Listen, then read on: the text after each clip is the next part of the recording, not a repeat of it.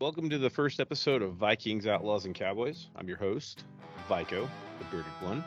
Today I'm joined by Bjorn, the Fields Peregrine behind me. And on this episode, we're just going to give it a little chat and introduce the purpose of the podcast and kind of talk about who we are and the purpose of the podcast, as well as the company that kind of sponsors us, as we are all owners of that company. So today it'll just be myself, and I guess we'll just jump right into it. So I'm Viko, or JT, and I'm the CEO of a company called the Bearded Viking Mead Company. This podcast is actually being put together, Vikings Outlaws and Cowboys, with the majority of my founding members of the company. I think the best way to kind of describe this is actually the exact title. We think of ourselves as modern day Vikings and Cowboys, and we have a little bit of an outlaw tendency with being a bunch of hooligans that like to drink around fires and do dumb shit. So that's kind of the premise of who we are. But in the crew, we have the majority of us are experienced veterans, um, and then everybody else is just amazing family members and amazing men that we work with and live with and have known a long time. So in my crew, we have Alex, or the Jarl, because he's bougie and hilarious, but he's my COO and president of the company. He'll probably be the majority of the, I guess, on the majority of these in the future.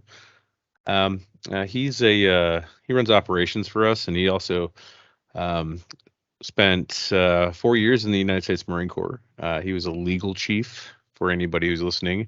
I don't want any vet bros talking shit about him. He served during a time when we were all being deployed, and that was his job. He's awesome. Love him to death. He's basically a brother. We actually met at the University of Phoenix. So if you are a Phoenix, I hope you have your Red Sox on. We met our final year and a half of school, as we were both getting business degrees, which is kind of funny. During the time, we were all part of these learning teams, which were hilarious. Uh, and we would stay at school until about lunchtime or 8 o'clock at night, and then we'd go drink together. We formed the University of Phoenix's only known fraternity. It was called Phi Semper Fi. We were super original as Marines. And we also changed the mascot to the Dirty Bird instead of the Phoenix, because we were all dirty birds at that time, and we're doing anything we can to graduate college. So that was kind of fun. Along with him, we have Rudy Martinez, or the Boat, and he is our art director. He is the gentleman who is responsible for fixing everything and making it look nice and pretty, such as this awesome logo. He actually put that together and all the swag here. Rudy is Alex's older brother and has been part of my crew for, I don't know, like 4 or 5 years. I actually met Rudy for the first time at a Marine Corps birthday celebration outside of the University of Phoenix. It's kind of funny. We kind of tied one on and got to be good friends, sharing cigarettes and talking about dumb things that we'd done, and we kind of expanded upon that and go from there. So, Rudy's nickname is Boat, or Boat Alone, which means the big bottle, because he's kind of like a big brother who likes to have fun and drink with us. So that's kind of why we got him that nickname. So, coupled with him, we also have Doc, or Ryan, and Ryan and I deployed to Iraq during the invasion back in 2003. We've known each other since then. Ryan and I do a lot of dumb shit together. He's my information officer, slash CFO slash keeper of sanity. However, Ryan does have a lot of great rants, and we'll dedicate a section on a monthly basis to Ryan's rants, and hopefully you can join in with that, which will be a lot of fun, I think, for everybody invited. But Ryan was a corpsman in Iraq, and after that, he spent about 20 years in the FMF. Started off on the blue side, transitioned over to the green side, where it's the best side. And if you don't know what I'm talking about, well, blue side is the Navy side, and the green side is the side that actually gets to go do fun shit, or terrible, depending on the day. So there's that. With him, we also have Bond or Tro. Bond is basically our consigliere, if you will. He's our chief marketing officer.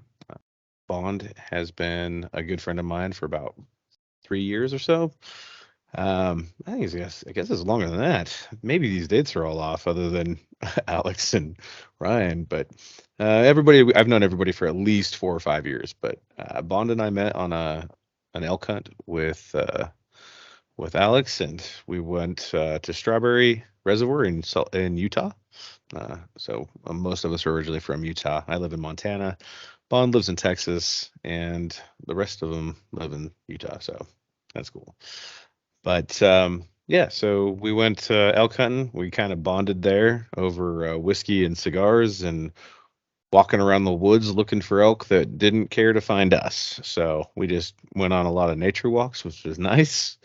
And since then, we've just kind of bonded and got better. So let's see here. Who's next in line? Oh, we've got Tito. Tito is our HR guy. He will be not involved in this podcast. Just teasing. He can join if he wants, but we'll have to censor him from all of his HR stuff. Make sure we're good to go.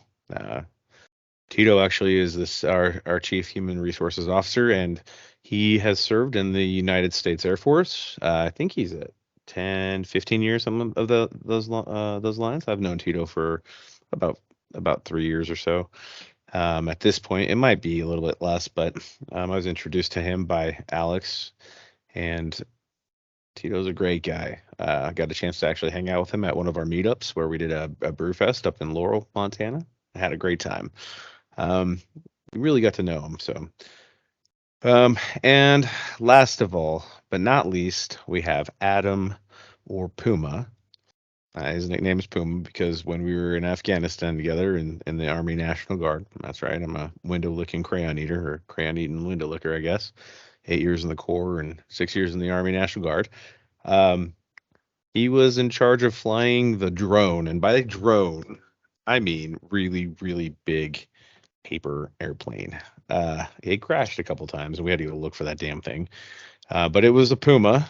So we just carried that name over because Adam does one day hope to be a Manther, but that is a long time coming. So I've known Adam since about 2009 when we first started working together in the National Guard, and we both did combat engineering work doing route clearance over in Afghanistan. We were in the Coast Province, which I'm over that place. I don't ever want to have a reunion tour like the World War II vets are doing over in Normandy and stuff.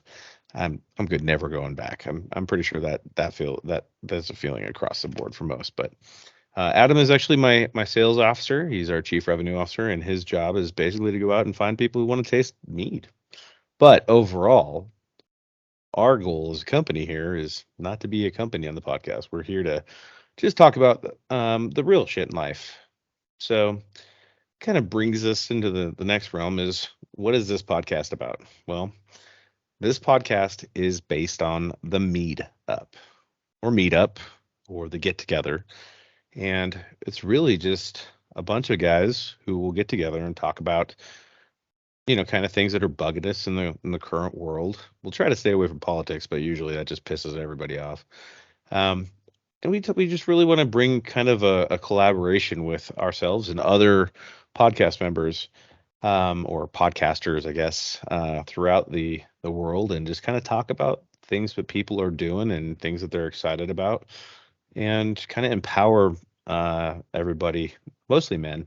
That's most of the focus here, to really get out there and make changes to better themselves, and along the way, really open up to others that are willing to listen. So, as veterans, it's really, really hard for us to talk. And I'm not the only person that will ever say that. Most veterans will tell you the same thing. Yeah, it's really hard for us to talk in front of other non-veterans or even to veterans of different branches because we don't know what everybody experienced, and for the longest time we were kind of told to keep quiet and just get back to work and do your job. The thing is about that though, in the civilian world, that's a standard for most men. Most men wake up and they go to work and they work their asses off day in and day out, and they come home and they give their kids a hug and a kiss goodnight, or they give their partner or their wife a hug and a kiss goodnight, and they get back and they go to it again and again and again, and it is relentless. In the current state of the world right now, we're just constantly under attack, and honestly, it sucks because every single time you turn around, if you're in any conversation on social media whatsoever, you could say the nicest thing, or you could say, "Hey, listen, I don't align with any political views at all. I don't like, one thing or another. I don't like Democrats. I don't like Republicans. I don't like any of them because they all lie," which is probably true, mostly true. But if you say that and you're a male, you just get attacked. Or if you have an ex-wife, you get taken advantage of usually. And I don't want to knock women by any means because that's not the point of this. The point is to empower ourselves to open up a conversation and have a meetup. Now, here's the thing, right? So, from my perspective, alcohol is a very, very double-edged sword. And so, when I started making mead, it was because mostly I didn't want to wear a damn mask to the grocery store to have a Karen pull her mask down and yell at me, or a Todd pull his mask down and yell at me. And I don't give a shit about that stuff. So I started making mead and I started drinking and inviting friends over to the house because it was an alcohol that I made, and we didn't have to go to the bar, which was locked down, or we didn't have to go to the grocery store, which was a joke, or the gas station, or anywhere else. And I realized during that time that maybe alcohol isn't bad if you do it in moderation. And maybe alcohol actually takes people's walls down a little bit. As long as it's a good environment and you're able to talk openly and freely as men to other men, or even if your spouse is there, I encourage that, of course, to just really focus on that. Talk to them, open up. I'm actually very, very open across the board with my who I am and what I've done and all the failures that I have in life, and that's okay. But I'm not the normal person. Most veterans shut down. And it takes a little bit for veterans to kind of open up. It takes a lot for a man to sit down and say, I have a problem. Um, and none of us want to go to therapy because most of the time the therapist just tells us that maybe we should take this pill, or maybe we should do this, or maybe we should do that. So that's really the focus of this podcast is how can you become a Viking or a cowboy or an outlaw? How can you become a modern day, I guess, protector? How can you do that? And how can you invite others into your clan or your tribe or whatever you want and really focus on that? So it's an interesting step, but this podcast was actually formed because of the brotherhood that I have with these gentlemen that I spoke about, and the ability to call them at a moment's notice and have a conversation, or have a virtual meetup where we drink some mead and we just bullshit for an hour and a half and talk about all the dumb shit that's happening in the world, or talk about, like, you know the Jarl's paperweight of a car that he's fixing right now, or talk about the latest nonsense that happened when we were um, at work. Just a good time to kind of decompress between men and joke about things in the most crass possible way at all. So, as a entry for the rest of this time, moving forward after episode 1, I'll remind everybody this is not a safe for work podcast. We do swear. We talk about shit that does not make sense, and if you get offended, you'll probably be offended at least 4 or 5 times on this podcast. So just turn it off if you don't like it, and if you do, laugh because we're a bunch of idiots and we want to have fun. So that's basic, you know, what the podcast is about. We'll expand, we'll invite people over, we'll talk about a bunch of other great things along the way. And I think that will really hopefully drive a lot of conversation outside of this podcast. It will hopefully bring people together and make everybody realize like some of the best times in the world are when, your spouses go to bed and you're at the fire pit with your boys just talking about the dumb shit that goes on because you can finally open up. And we want to really empower everybody to be able to do that. It's a great message. And I think that a lot more people are doing it now as the world is really focused on the negativity towards men versus just saying, hey, listen, you're a man and I respect what you've been trying to do. Here's how we can work together. And the world is just attacking everybody. So I'm tired of being attacked, and I don't really care what the majority of the world says. I'm sure that many people will fire at me. And as the company grows and as this podcast grows over time, I'm sure I'll fall under fire for dumb shit that I've done in my past. So there's that, but I still don't care because the message needs to get out there. So with that being said, it is the holiday season, and I want to make sure that everybody understands that this is the hardest time, especially for veterans and single fathers, because at this time of the year, we usually have all of our rights and shit stripped away, and it reminds us of all of the things that we fought for that we don't get to see or touch or be around. So please do me a favor and reach out to your friends and your family. Talk to the people that you haven't talked to in years. That one conversation might stop a bullet from passing through somebody's brain. So it's pretty morbid, but that's the truth. And that's what we're going to be talking about is the truth over the course of this podcast. So hopefully it's a great ride along the way. I'm really excited to get started and see where we go. So, and now with that being said, I'd love to just kind of chat about the Bearded Viking Mead Company, since that's the sponsor of this podcast, the main sponsor. I'd like to kind of talk about really how this all came together. So, what is the Bearded Viking Mead Company? Well, we're saying mead, not meat. So it's honey wine, the best way to describe it, not meat. It's not steak. It's not brisket. So both are absolutely wonderful. Yep. But I don't make steak. I mean, I do. I cook it, but I don't actually make it. I make mead. I'm the brewmaster and initial founding member of the Bearded Viking Mead Company. This whole thing was a brainchild that I proposed, and my friends kind of pushed me into the right position to be able to grow and do. So that's kind of what we've been working on. So what is mead?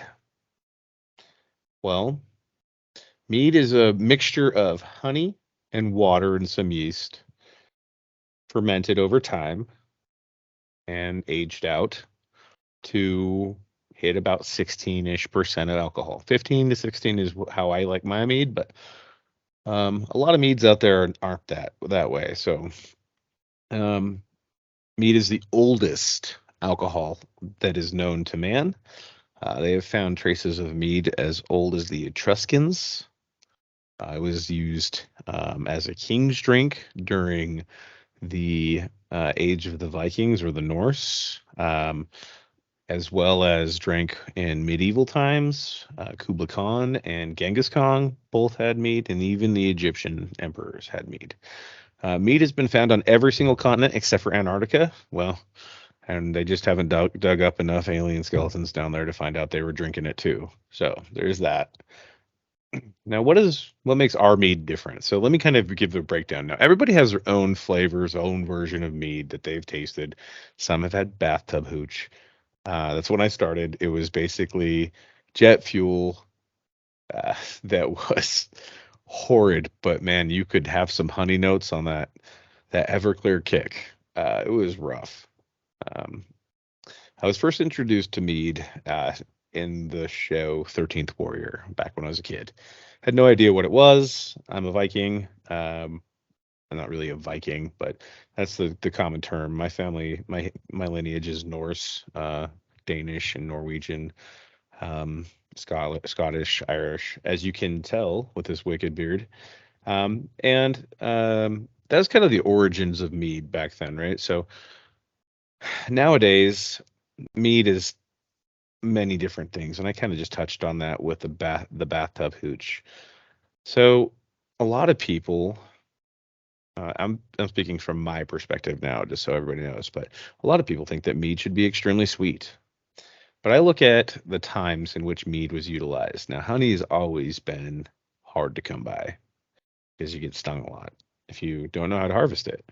So I always look at honey as basically a form of currency.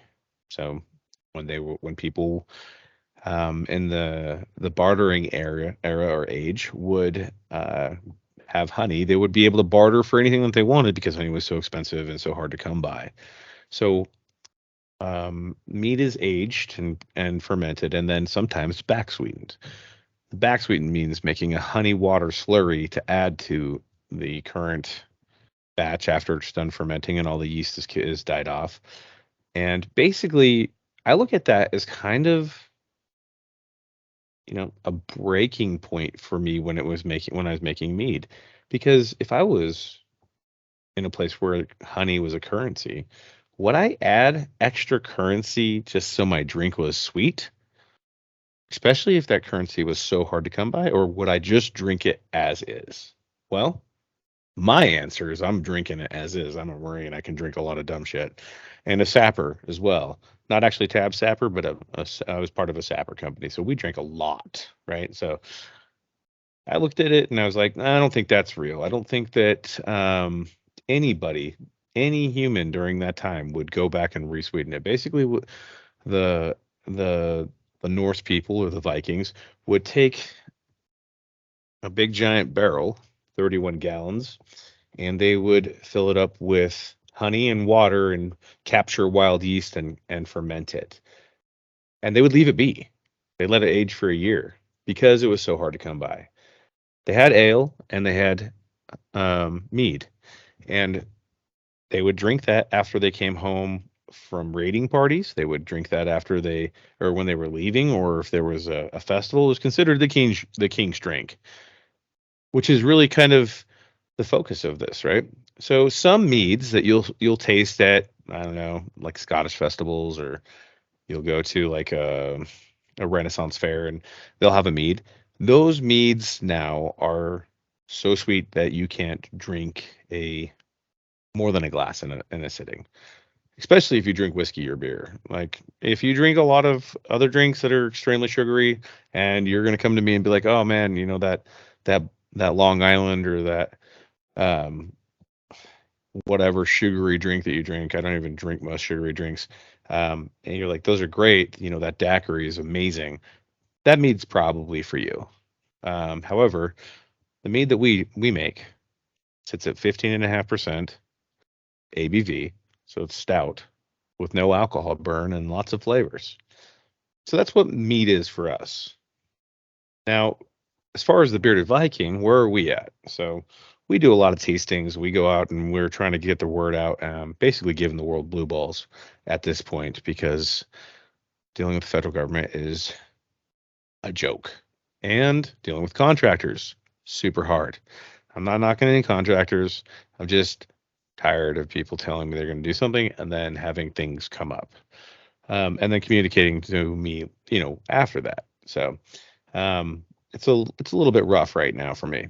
The state of the company basically is we are pending our building. Once our building is done, we have a state inspector waiting to inspect our facilities. We have all the documentation that we need. We have all of our recipes submitted. We have our labels done. Speaking of which, this is our label, and I'll talk about that in a second. But we're ready to go basically once that's all done. So that's the state of the union. So our goal was to try to get this up this year and get it launched officially with our first batches being released. So that's pretty cool. Because no matter what, we're still moving along. It's just sometimes the hardest things you have to do in life, uh, or the most profitable things, or the most profitable, probably rewarding is the appropriate term. The most rewarding things you have to do in life actually are the hardest things to do. So that's the current state of the union. So now, what about our upcoming meetups? So our next meetup is actually going to be in January. I'll be in Salt Lake City, Utah, from the 13th. or the weekend of the 13th. We're going to be doing a couple of um, company meetings to discuss kind of our forecast for the year. But while I'm down there, if you are interested in doing a tasting with me and having me sit down with you and you're a business owner of some sort that can sell our meat, or if you'd like just to taste some meat in general, please don't hesitate to reach out. We can arrange a couple of tasting opportunities while I'm in town, and just kind of go over that with everybody. So that way you can actually get it. So currently, the Bearded Viking has 15 flavors of mead, 10 that we will be producing year round, and 5 seasonal meads. Everything ranging from the original mead to jalapenos and raspberries. It's an amazing drink. To our apple pie and a blueberry lemon. So if you can think of a mead, it's probably there. There are a couple of other upcoming meads, such as a pineapple habanero and a mocha and peanut butter mead that I'll be producing this fall or this winter. And I'd love just to see how those turn out because they're quite awesome. So that's our first episode. Hope I didn't bore anybody with the description of who we are and what we're doing, or the company, or what this podcast is about. So be sure to give us a follow on all the socials. We're on Facebook, Instagram, the TikToks. I don't have a Snapchat for the company because I don't know what to do with that. And YouTube as well. So just Bearded Viking Mead Co. And please like, follow, and share this awesome first episode. I hope that we all have a chance to get together in the future and maybe even do a couple guest invites for this podcast. So this is Viko signing off. Cheers, motherfuckers.